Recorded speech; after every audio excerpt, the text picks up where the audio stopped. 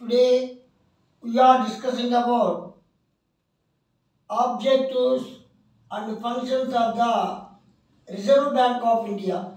మనము reserve bank of India యొక్క objectives functions గురించి డిస్కస్ చేస్తాం. Reserve bank of India is the central bank of India. It was established in 1st April 1935. The share capital is 5 crores. It was nationalized by the Government of India in 1st January 1949. It performs all functions under the Reserve Bank of India Act 1934.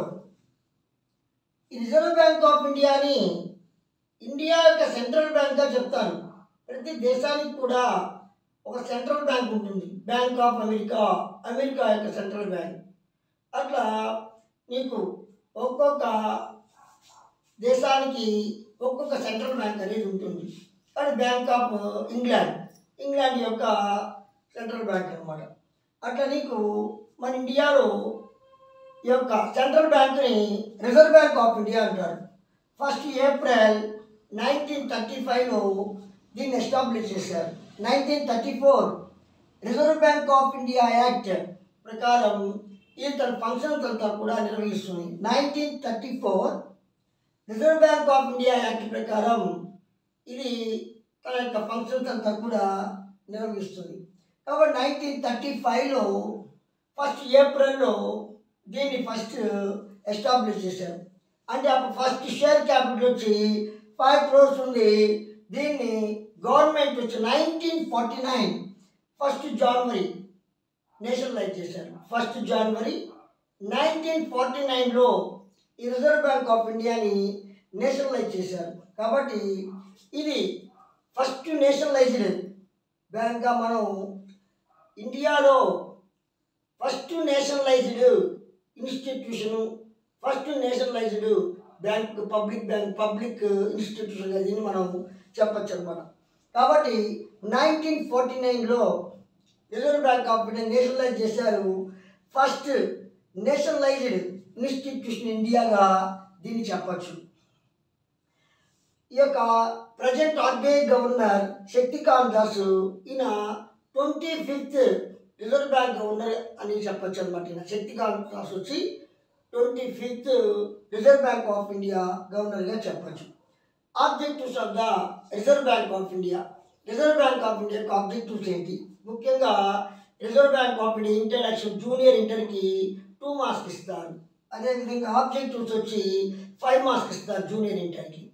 ఇంకా మిగతావన్నీ కూడా functions competitive ఎగ్జామ్స్కి ఎక్కువగా important.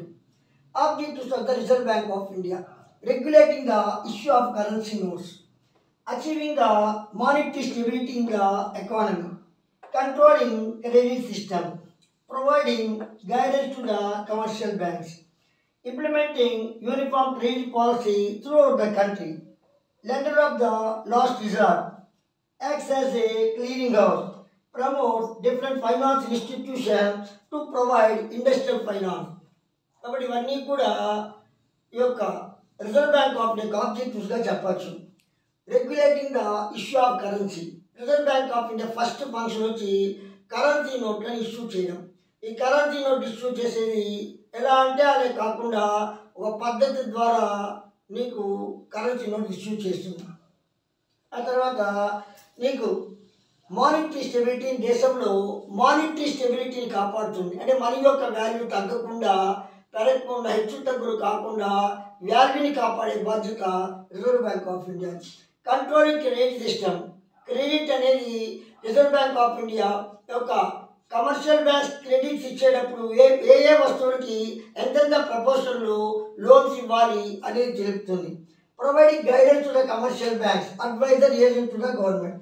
కాబట్టి commercial banks వచ్చేసి నీకు guidance ఇస్తుంది, ఎలా వర్క్ చేయాలి, ఏ పద్ధతుల ద్వారా వర్క్ చేస్తే మనం యొక్క గవర్నమెంట్ యొక్క ఎకానమీ ఏ విధంగా డెవలప్ అవుతుంది అని కమర్షియల్ గైడెన్స్ ఇస్తుంది. మీరు ఈ విధంగా లోన్స్ ఇవ్వండి, మీకు ప్రాఫిట్స్ వస్తాయి, లాస్లు పొందరు అని మీకు డైరెక్షన్స్ ఇస్తుంది.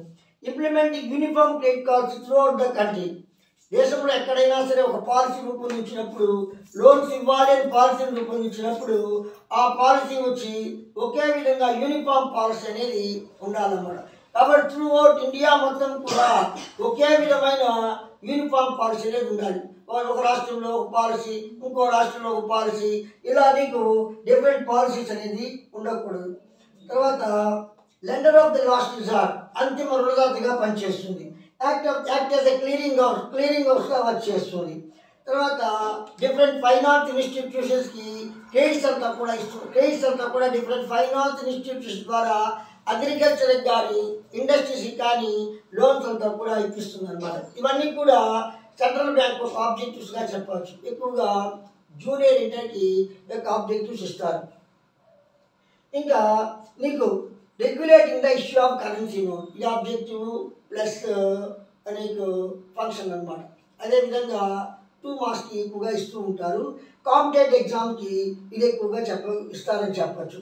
At present RBI issue currency notes the denomination of 500 rupees, 200 rupees, 100 rupees, 50 rupees, 20 rupees, 10 rupees, 5 rupees and 2 rupees. ఈ యొక్క ఇష్యూ కరెన్సీ నోట్స్ ఇష్యూ చేయడము ఈ యొక్క రిజర్వ్ బ్యాంక్ యొక్క ఫస్ట్ ఆబ్జెక్టివ్గా చెప్పచ్చు.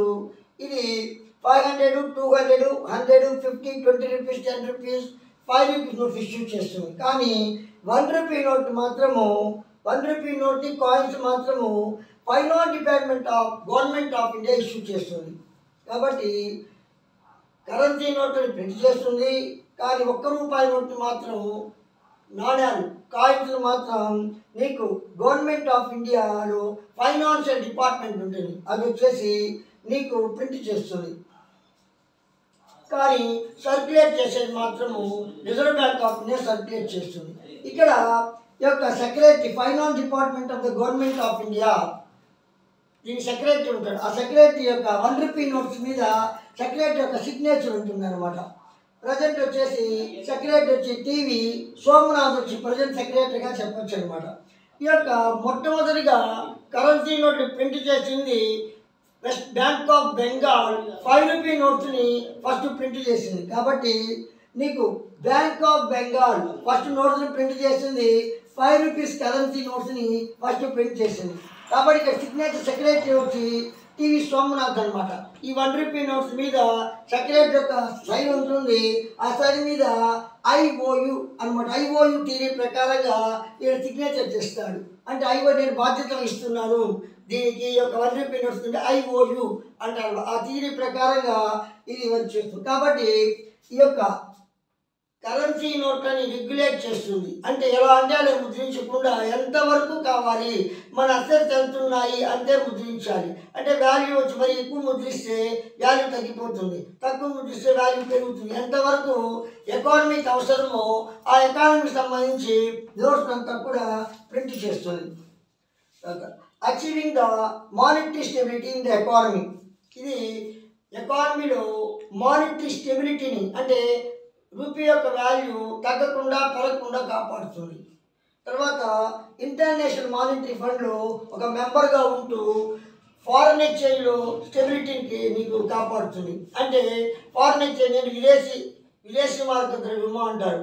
ఆ విదేశీ మార్క ద్రవ్యం యొక్క బట్టి మన యొక్క రూపీ వాల్యూ ఉంటుందన్నమాట. ఇంటర్నేషనల్ మానిటరీ మన అంతర్జాతీయ ద్రవ్యని సంస్థానికి ఉంటాయి. ఆ ఇంటర్నేషనల్ మానిటరీ యొక్క వాల్యూ నిర్ణయిస్తారన్నమాట. అట్లా ఫారెన్ ఎక్స్చేంజ్ బట్టి మన యొక్క వాల్యూ తగ్గకుండా ఇది చూస్తుంది అనమాట. కంట్రోలింగ్ క్రెడిట్ సిస్టమ్, ఇది కూడా కాంపిటేటివ్ ఎగ్జామ్కి ఎక్కువగా ఇస్తారు. కంట్రోలింగ్ క్రెడిట్ సిస్టమ్ అంటే రిజర్వ్ బ్యాంక్ ఆఫ్ ఇండియా నీకు క్రెడిట్ సిస్టమ్ని కంట్రోల్ చేస్తుంది. అంటే క్వాంటిటేటివ్ అండ్ క్వాలిటేటివ్ మెజర్స్ ద్వారా క్రెడిట్ని కంట్రోల్ చేస్తుంది. Bank rate, open market operation, credit reserve ratio, ఇవన్నీ కూడా క్వాంటిటేటివ్ మెజర్స్ అనమాట. అంటే క్రెడిట్ని కంట్రోల్ చేయడానికి quantitative measures, qualitative measures use చేస్తుంది. Bank rate, open market operation, credit reserve ratio, ఇవన్నీ కూడా క్వాంటిటేటివ్ మెజర్స్గా చెప్పచ్చు. ఇక క్వాలిటేటివ్ మెజర్స్లో consumer credit regulation, issue of direction, moral creation, direct action, ఇవన్నీ కూడా చెప్పచ్చు. బ్యాంక్ రేట్ అంటే ప్రతి కమర్షియల్ బ్యాంక్ కూడా నీకు రిజర్వ్ బ్యాంక్ ఆఫ్ ఇండియా వద్ద అంటే నీకు ఎంత ఇంట్రెస్ట్ రేట్కి ఇవ్వాలి, ఏ వస్తువు ఇంత ఇంట్రెస్ట్ రేట్కి ఇవ్వాలి అని సెంట్రల్ బ్యాంక్ నిర్ణయిస్తుంది. ఆ యొక్క రేటు ద్వారానే వీళ్ళు ఈ యొక్క లోన్స్ అంతా కూడా ఇవ్వాలి. కానీ బ్యాంక్ రేట్ అని చెప్పి అంటారనమాట. అంటే వీళ్ళు రిజర్వ్ బ్యాంక్ ఆఫ్ ఇండియా దగ్గర కమర్షియల్ బ్యాంక్స్ నీకు ఆ యొక్క బ్యాంక్ రేట్ అనేది నీకు రిజర్వ్ బ్యాంక్ ఆఫ్ ఇండియా నిర్ణయిస్తుంది. ఆ బ్యాంక్ రేట్ ప్రకారంగా నీకు లోన్స్ అంతా కూడా ఇవ్వాలి. ఓపెన్ మార్కెట్ ఆపరేషన్స్ అంటే నీకు సెక్యూరిటీస్ని సెల్లింగ్ చేయడము, బయింగ్ చేయడాన్ని ఓపెన్ మార్కెట్ ఆపరేషన్స్ అంటారు. అంటే కమర్షియల్ బ్యాంక్స్ దగ్గర నీకు మనీ లేకపోతే అప్పుడు సెక్యూరిటీస్ని పర్చేజ్ చేస్తుంది. అదే కమర్షియల్ బ్యాంక్ దగ్గర నీకు ఎక్కువ డబ్బులుగా ఉంటే సెక్యూరిటీస్ని సేల్ చేస్తుంది. అక్కడ ఇన్ఫ్లేషన్ డిఫ్లేషన్ టైంలో దీన్ని కంట్రోల్ చేస్తుంది. క్రెడిట్ రిజర్వ్ రేషియో అంటే ప్రతి కమర్షియల్ బ్యాంకు సేకరించిన డిపాజిట్లో కొంత భాగాన్ని రిజర్వ్ బ్యాంక్ ఆఫ్ ఇండియా వద్ద ఉంచాలి. కాబట్టి ఎంత ఉంచాలి అంటే నీకు ఎంత పర్సెంటేజ్ ఉంచాలి అనేది 2009లో 8% ఉంచాలి. అంటే 1 lakh యొక్క డిపాజిట్లో 8,000 వచ్చి రిజర్వ్ బ్యాంక్ ఆఫ్ ఇండియా వద్ద ఉంచాలి. ఎందుకంటే బ్యాంకులు దివాలా తీస్తే ఈ డబ్బుల ద్వారా ఇతర బ్యాంకులకు కూడా హెల్ప్ చేస్తుంది, ఇతర బ్యాంకుని కాపాడేదానికి అవకాశం కలుగుతుంది. దీన్ని క్వాంటిటేటివ్ మెజర్స్ అంటారు. ఈ క్వాంటిటేటివ్ మెజర్స్ ద్వారా రిజర్వ్ బ్యాంక్ ఆఫ్ ఇండియాని క్రెడిట్ని కంట్రోల్ చేస్తుంది. ఇంకా qualitative measures consumer credit regulation, issue of direction, moral creation, direct action.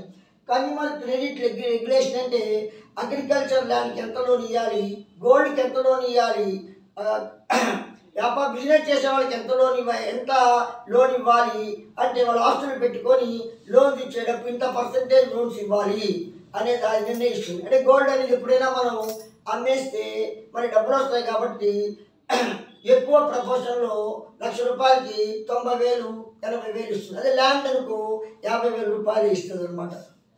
Next issue of direction. Reserve bank of India commercial బ్యాంక్స్కి ఏ విధంగా తన డైరెక్షన్స్ ఆ డైరెక్షన్ ప్రకారంగానే పనిచేయాలి. అలా కాకుండా వేరే విధంగా పనిచేస్తే వాళ్ళ పనిష్మెంట్ ఇస్తుంది. మోరల్ క్రియేషన్ నైతికోద్బోధ అంటారు.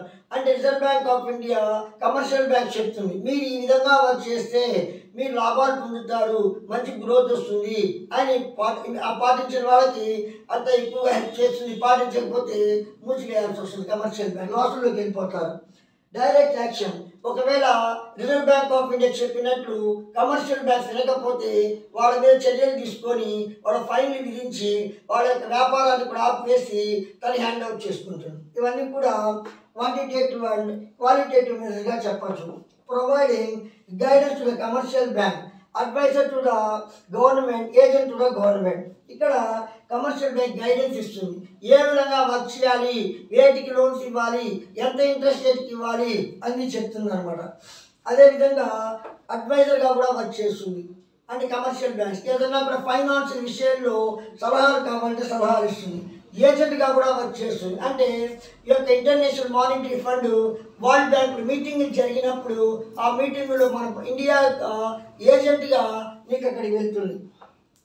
Implementing uniform credit policy through out the country. Reserve bank of India ఒక క్రెడిట్ పాలసీని రూపొందించినప్పుడు దేశంలో అన్ని బ్యాంకులు కూడా వాటిని ఆమోదించాలి. అంతేకాదు వాళ్ళ ఇష్ట ప్రకారంగా ఈ యొక్క లోన్స్ ఇవ్వడము, తీసుకోవడము, డిపాజిట్లు సేకరించడము ఇవన్నీ చేయకూడదు. Lender of the last resort, అంతిమ రుణదాత అంటారు. కొన్ని కమర్షియల్ బ్యాంకు లాసుల్లో ఉంటాయి, ముఖ్యంగా విలేజ్లో ఉండే బ్యాంక్స్ డిపాజిట్ తక్కువగా ఉంటాయి. ఒక్కోసారి డిపాజిట్లు ఎక్కువగా ఉంటాయి, ఒక్కోసారి తక్కువగా ఉంటాయి. అప్పుడు ఆ కమర్షియల్ బ్యాంక్స్కి లోన్స్ ఇచ్చేందుకు డబ్బులు లేకపోతే, ఎవరు ఇవ్వకపోతే అప్పుడు reserve bank of India loans ఇస్తుంది. దీన్ని లెండర్ ఆఫ్ లాస్ట్ రిజార్ట్ అంటే అంతిమ రుణదాత అంటారు. యాక్ట్స్ యాజ్ ఎ క్లీరింగ్ హౌస్గా కూడా పనిచేస్తుంది. ఎలా అంటే ఇప్పుడు చెక్కులు ఒక డిఫరెంట్ బ్యాంక్స్ ఉంటాయి, ఆ డిఫరెంట్ ఒక్కొక్క బ్యాంక్ ఒక్కొక్క చెక్ ఇస్తుంది. అన్ని బ్యాంకులు చెక్కుని కలెక్షన్ చేయాలంటే ఒక ఒక డిపార్ట్మెంట్ ఒక ఇన్స్టిట్యూషన్ ఒక ప్రాంతంలో ఏర్పాటు చేసుకుంటుంది. అందరు బ్యాంకుల వాళ్ళు వచ్చి ఒక బ్యాంక్ ఇచ్చిన చెక్కుని వాళ్ళు ఇచ్చిన బ్యాంకుని రెండింటిని కూడా ఎక్స్చేంజ్ చేసుకుంటారు. ఇప్పుడు ఆన్లైన్ వచ్చింది కాబట్టి ఇంటర్నెట్లో అన్నీ జరిగిపోతున్నాయి. ఇంతకుముందు ఏంటంటే ఆన్లైన్ లేనప్పుడు అందరూ దగ్గరకు వచ్చేసి అన్ని 15 బ్యాంకులు ఉన్నాయనుకో, ఆ 15 బ్యాంకుల దగ్గరకు వచ్చి వాళ్ళు కలెక్షన్ ఆఫ్ చెక్స్ అన్నమాట. ఒక బ్యాంక్ యొక్క చెక్కు ఇంకో బ్యాంక్ యొక్క చెక్కు కలెక్షన్ చేసుకొని బ్యాలెన్స్ అంతా కూడా చేసుకుని దీన్ని క్లియరింగ్ హౌస్ అంటారు. Promotes different finance institution to promote industrial finance. అంటే ఇండస్ట్రీస్ లోన్స్ ఇచ్చేదానికి కొన్ని ఫైనాన్స్ ఇన్స్టిట్యూషన్ స్టార్ట్ చేసింది. 1982లో నాబార్డ్ స్టార్ట్ చేసింది. అంటే అగ్రికల్చర్కి ఇవి రిజర్వ్ బ్యాంక్ ఆఫ్ ఇండియా ఫార్మర్స్కి కానీ ఇండస్ట్రీస్కి కానీ నేరుగా లోన్ ఇవ్వదు, ఇండైరెక్ట్గా లోన్ ఇస్తుంది. అంటే రీఫైనాన్స్కి అవకాశం కల్పిస్తుంది. అంటే నాబార్డ్ అగ్రికల్చర్ సంబంధించి లోన్స్ ఇచ్చేదానికి 1982లో NABARD national bank for agriculture rural development అనే బ్యాంకు స్టార్ట్ చేశారు. ఇండస్ట్రీస్ లోన్స్ ఇచ్చేదానికి industrial development bank of India 1964లో స్టార్ట్ చేశారు. అదేవిధంగా IFCI industrial finance corporation of ఇండియాని 1948లో స్టార్ట్ చేశారు. ఇలా ఇండస్ట్రీస్ క్రెడిట్స్ ఇచ్చేదానికి డిఫరెంట్ ఫైనాన్స్ ఇన్స్టిట్యూషన్స్ని, అగ్రికల్చర్ లోన్స్ ఇచ్చేదానికి ఏపెక్స్ ఇన్స్టిట్యూషన్ని ఇది స్టార్ట్ చేసింది. ఫ్రెండ్స్, నేను చెప్పిన కంటెంటు మీకు నచ్చితే లైక్ చేయండి, షేర్ చేయండి, నా యొక్క ఛానల్ సపోర్ట్ చేయండి. ఈ యొక్క చాప్టర్ వచ్చేసి టాపిక్ వచ్చేసి కాంపిటీషన్ ఎగ్జామ్స్కి ఎక్కువగా మీకు హెల్ప్ అవుతుంది.